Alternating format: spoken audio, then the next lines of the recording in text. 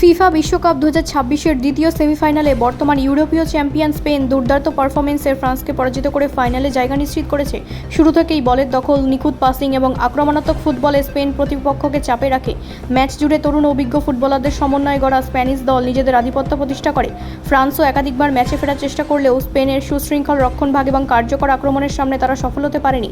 স্পেনের এই জয় শুধু একটি ম্যাচ জেতা নয়, বরং দীর্ঘদিন ধরে গড়ে ওঠা তাদের ফুটবল দর্শনের সাফল্যের প্রতিফলন। টিকি-টাকা দর্শনের সঙ্গে গতিময় আক্রমণ মিলিয়ে নতুন রূপে নিজেদের উপস্থাপন করেছে দলটি।